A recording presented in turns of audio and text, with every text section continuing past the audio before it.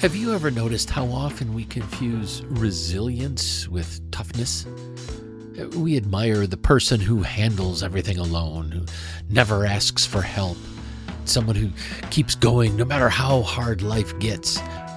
But what if that isn't resilience at all?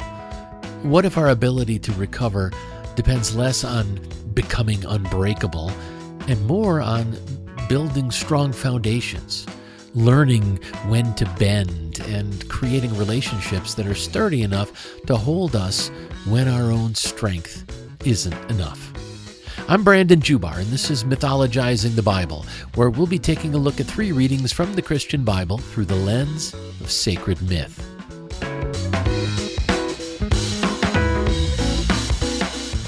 As we reflect on the readings for the 21st Sunday in Ordinary Time, we'll explore how genuine resilience grows from dependable foundations, intellectual flexibility, and from the human solidarity that allows us to support one another through adversity. In this episode, we're asking a challenging question. What exactly is resilience, and is it something we can build? Together, we'll discover why resilience doesn't mean having all the answers. We'll talk about why needing other people isn't a failure of independence, and why the strongest communities aren't filled with people who never need help. They're filled with people who are willing to both give and receive that help. And before we're finished, I'll leave you with one simple question that might challenge the way you think about strength itself. So grab a comfy seat, a glass of your favorite beverage, and let's look at some ancient stories together in this edition of Mythologizing the Bible, where we'll be exploring the readings for the 21st Sunday in Ordinary Time, Cycle A of the Roman Catholic Lectionary.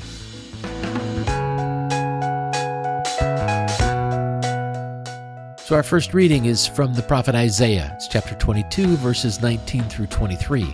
Our second reading is from Paul's letter to the Romans. It's chapter 11, verses 33 through 36. And our gospel reading is from Matthew. It's chapter 16, verses 13 through 20. Now, we'll start by going through all 3 of the readings, then we'll look for the messages and the main lesson in each one. Finally, we'll bring everything together, look at what it means for us today, and talk about where we go from here. And with that, let's begin. Our first reading is from Isaiah. Thus says the Lord to Shebna, master of the palace, I will depose you from your office, and you will be ousted from your position. On that day I will summon my servant Eliakim, son of Hilkiah. I will clothe him with your robe and fasten your sash around him and hand your authority over to him. He will be a father to those who live in Jerusalem and to the people of Judah. I will place on his shoulder the key to the house of David. What he opens, no one can shut, and what he shuts, no one can open. I will drive him like a peg into a firm place. He will become a seat of honor for the house of his father. Our second reading is from Paul's letter to the Romans. Oh, the depth of the riches of the wisdom and knowledge of God! How unsearchable his judgments, and his paths beyond tracing out! Who has known the mind of the Lord? Or who has been his counselor? Who has ever given to God that God should repay them? For from him and through him and for him are all things. To him be the glory forever. Amen. And our gospel reading is from Matthew. When Jesus came to the region of Caesarea Philippi, he asked his disciples, Who do people say the Son of Man is? They replied, Some say John the Baptist, others say Elijah, and still others Jeremiah or one of the prophets. But what about you? He asked. Who do you say I am? Simon Peter answered, You are the Messiah, the Son of the living God. Jesus replied, Blessed are you, Simon, son of Jonah, for this was not revealed to you by flesh and blood, but by my Father in heaven. And I tell you that you are Peter, and on this rock I will build my church, and the gates of Hades will not overcome it. I will give you the keys of the kingdom of heaven. Whatever you bind on earth will be bound in heaven, and whatever you loose on earth will be loosed in heaven." Then he ordered his disciples not to tell anyone that he was the Messiah. All right, so let's go back and take a critical look at these readings and see what learnings and lessons we can find if we dig around just a little bit. So our first reading was from the prophet Isaiah. And, whether we see this leadership change as divine intervention or just the political storytelling of an ancient community, there's an interesting image that's buried inside of this. A failed leader is removed, and his replacement is described as a peg in a firm place. Right? Something dependable, something capable of bearing weight when weight needs to be carried. We often talk about resilience as though it's primarily an individual personality trait. Right? Tough people bounce back. Strong people persevere. But that can become a rather convenient way of telling people to endure circumstances that they shouldn't have to endure alone. A resilient community doesn't just produce tougher people. It builds dependable structures around those people. Families, friendships, institutions, neighborhoods, social safety nets, all of these become part of the foundation that catches us when life knocks us down. And I'd take Isaiah's metaphor even one step further. We shouldn't need one heroic person to become that peg holding everything up and holding everything together. That's actually a pretty fragile system. Real resilience comes from building communities with enough strong relationships and dependable structures that when one person struggles, others can carry some of the weight. We're not eliminating vulnerability. We're making sure that vulnerability doesn't turn into a catastrophe.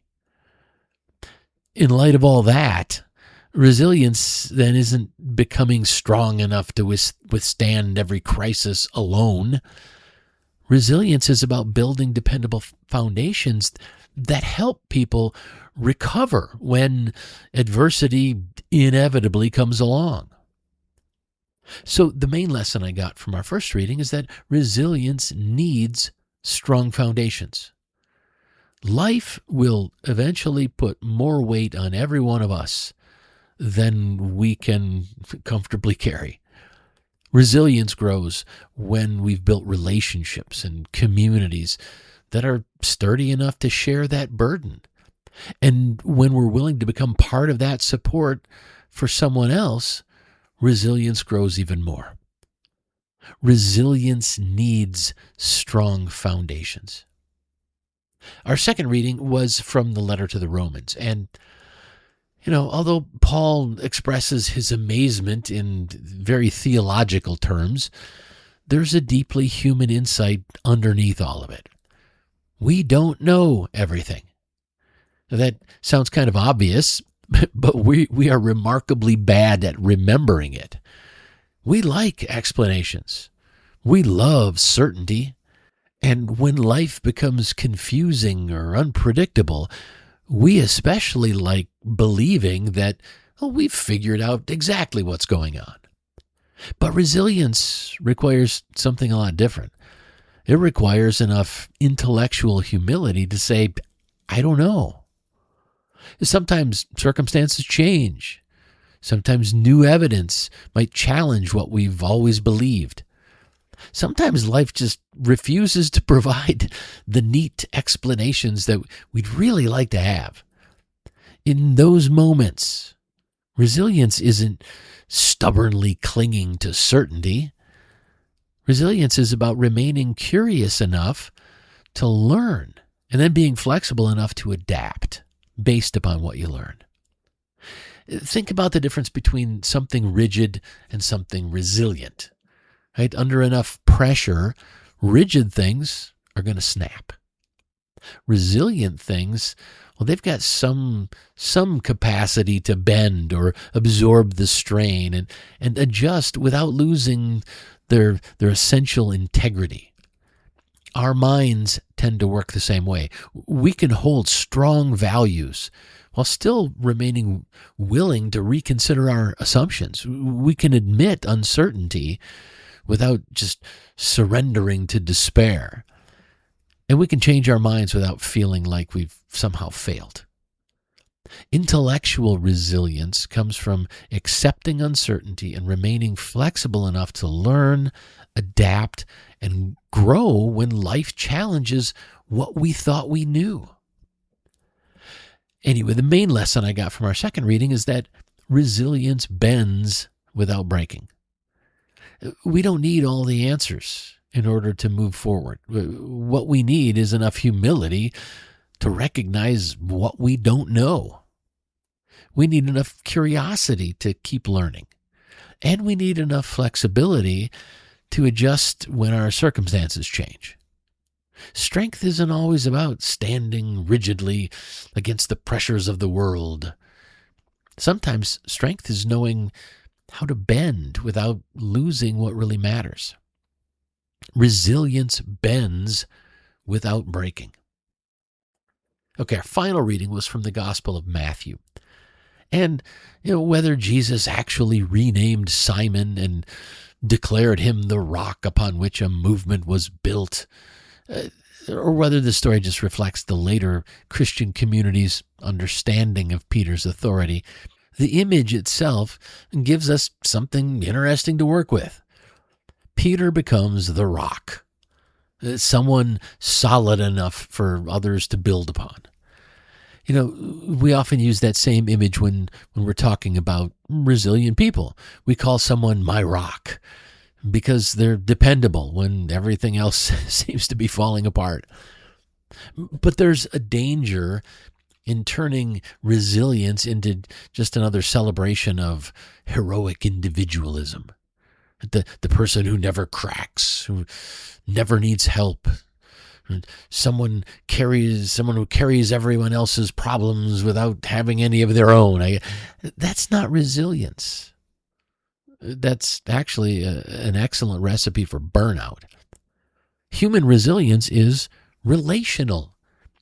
Sometimes we're the rock someone else leans on, and sometimes we're the person who needs something solid beneath our own feet.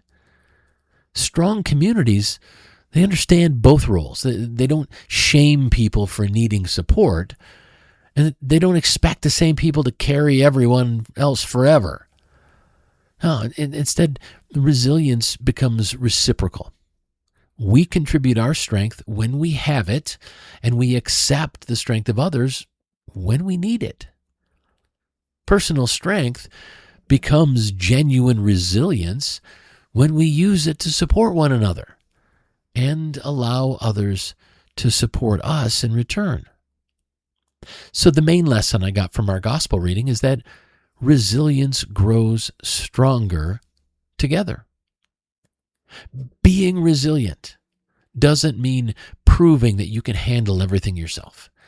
It means knowing when to stand firm for someone else and when to lean on someone yourself, and how to build relationships that are strong enough to survive both of those scenarios. We don't become resilient by just eliminating our need for one another. We become resilient by embracing that need. Resilience grows stronger together. All right, let's review the lessons we've talked about so far. In our first reading from Isaiah, the main lesson I came away with was resilience needs strong foundations. In our second reading from Romans, the main lesson I got was resilience bends without breaking. And finally, the main lesson I got from our gospel reading was resilience grows stronger together. Across these three readings, resilience, it emerges as something a lot richer than just being tough enough to survive whatever life throws at us. We become more resilient when we build strong foundations. relationships, communities, and systems that are dependable enough to support us when our individual strength just isn't enough. We become more resilient when we remain intellectually flexible, accepting uncertainty and adapting when circumstances challenge what we thought we knew. And we become more resilient when we recognize that strength is reciprocal. Sometimes we're the rock someone else needs, and sometimes we need someone to be that rock for us. Resilience isn't about becoming unbreakable. It's about building the capacity to recover by creating strong foundations, bending without breaking, and growing stronger together. So let's step back and take another look at these readings overall, see if we can figure out what these lessons really mean to us in our daily lives. To do this, I'll try to answer two questions. So what? And now what? Okay, so what? Why should we care about any of this?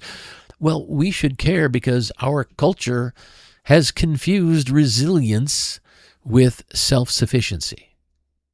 We celebrate the rugged individual who supposedly pulls themselves up by their own bootstraps.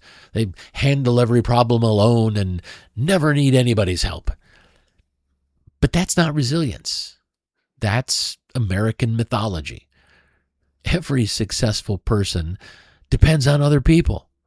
They depend on functioning institutions or accumulated knowledge. They depend on our public infrastructure and all the opportunities that they didn't create entirely by themselves. Independence means having agency over our lives. It doesn't mean pretending we have no dependencies.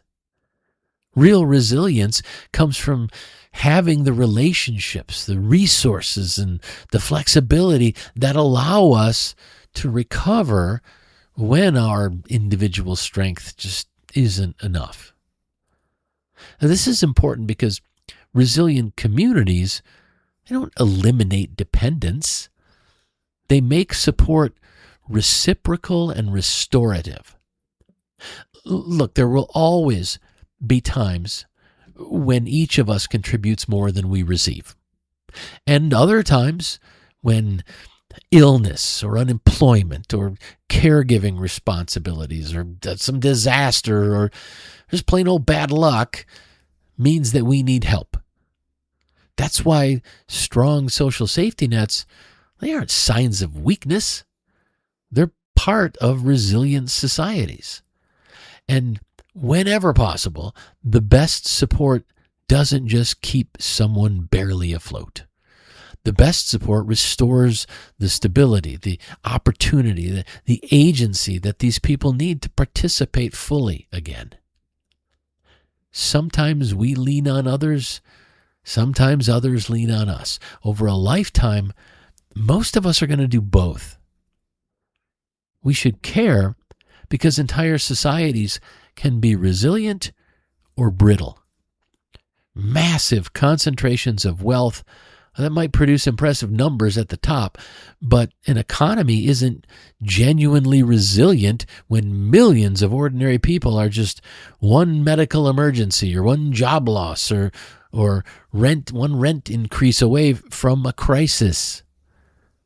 A resilient economy distributes enough security and opportunity that people throughout the entire system, well, they can absorb adversity and recover from it.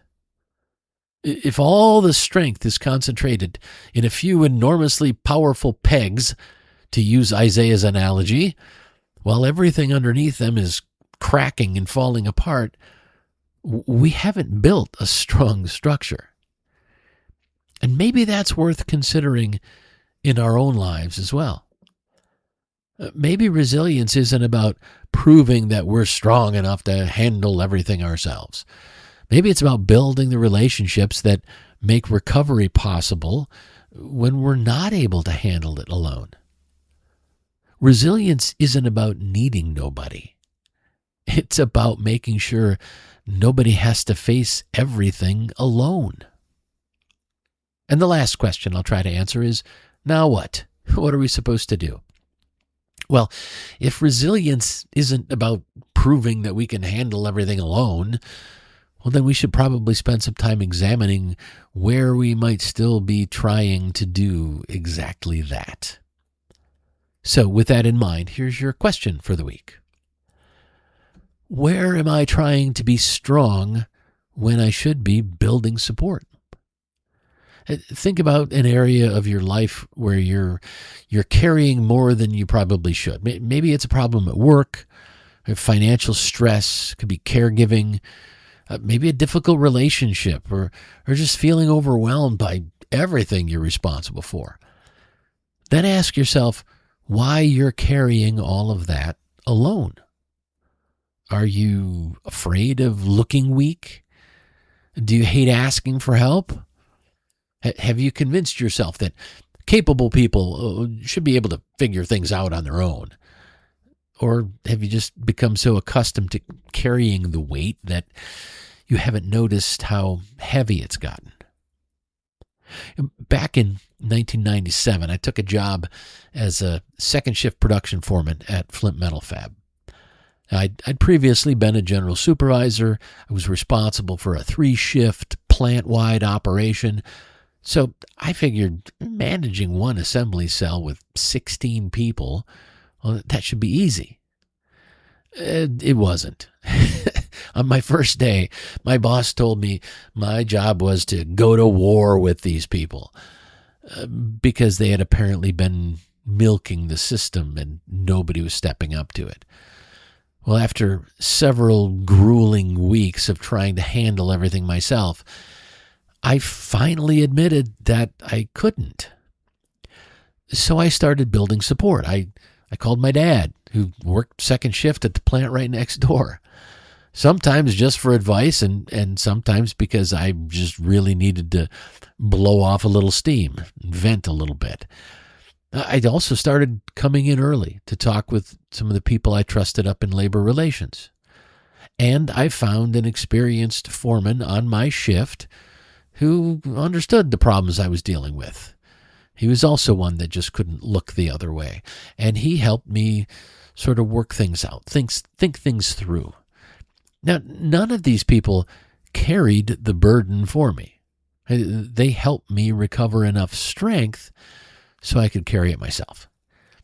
Now, I was in that job for 10 months before I got a better offer. And that incredibly difficult job taught me a lot. I learned a lot over those 10 months, but one lesson that stayed with me is this. I couldn't do it alone, and I didn't have to. Where am I trying to be strong when I should be building support? Answering this question matters because resilience is something we can build before the crisis arrives. We can strengthen relationships. We can identify people we trust and offer support to others. And we can become more comfortable admitting when we don't have all the answers. We can do all of that ahead of time. And then when adversity comes, and it eventually will, we aren't scrambling to create a support system while we're in the midst of our struggling, because we've already built one. And there's an important flip side to this question we should probably consider. Who might need me to become part of their support system? Building resilience isn't just about making sure we have people to lean on. It's about becoming someone that others can lean on too. That's how individual strength becomes collective resilience.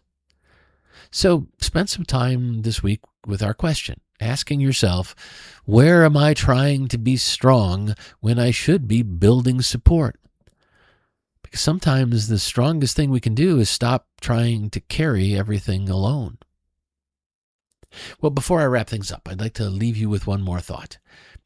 You know, the writers of the New Testament, whoever they were, they often expressed human solidarity in very theological language. But the underlying truth of our interconnectedness It doesn't require a religious explanation. Writing from a Birmingham jail, civil rights leader Dr. Martin Luther King Jr. put it beautifully. We are caught in an inescapable network of mutuality, tied in a single garment of destiny. That network of mutuality, it fits perfectly with what we've been talking about when it comes to resilience.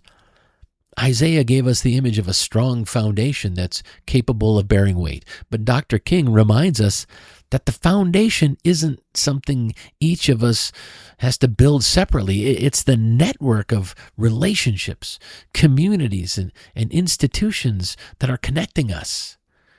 When those structures are strong, they help people withstand adversity.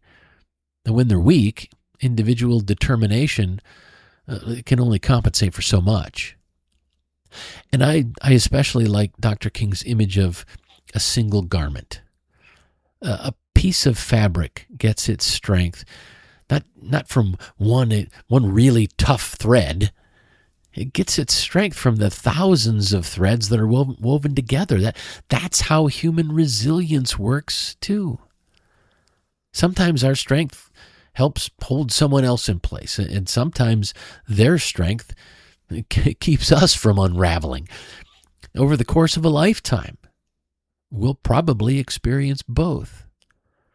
That's why this week's question challenges the mythology of the rugged individual. And it challenges it directly, right? Where am I trying to be strong when I should be building support? Asking for help doesn't make us less resilient. Building relationships doesn't diminish our independence. It's quite the opposite, in fact. Our resilience depends upon the strength of the human fabric that we're woven into, and our willingness to strengthen that fabric for others.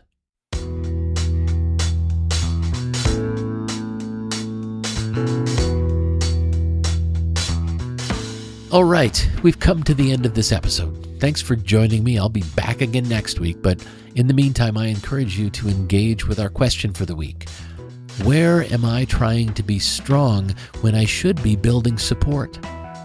Because real resilience isn't proving you can carry everything alone. It's building the relationships that help you recover when you can't.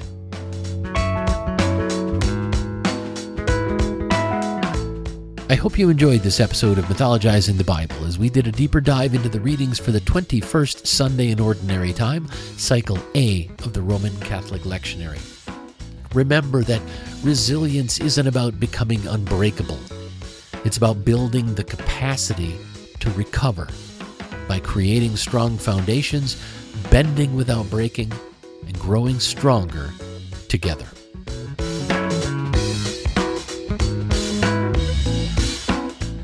The Bible readings used for this episode are from the Holy Bible, New International Version, NIV. Copyright 1973, 1978, 1984, 2011 by Biblica Inc. Used by permission, all rights reserved worldwide. Thank you for listening. If you like this content, please consider telling a friend about it. The more people who hear the positive messages I'm sharing, the better. Mythologizing the Bible is a live-streamed series held most Thursdays at 8 p.m. Eastern Time on twitch.tv/thecodaproject.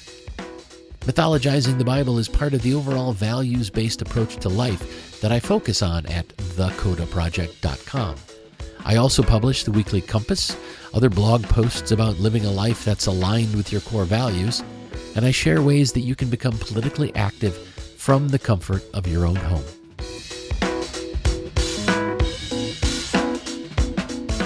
To learn more, to subscribe to my mailing list, and to keep up on everything I'm doing with the Coda Project, please visit thecodaproject.com.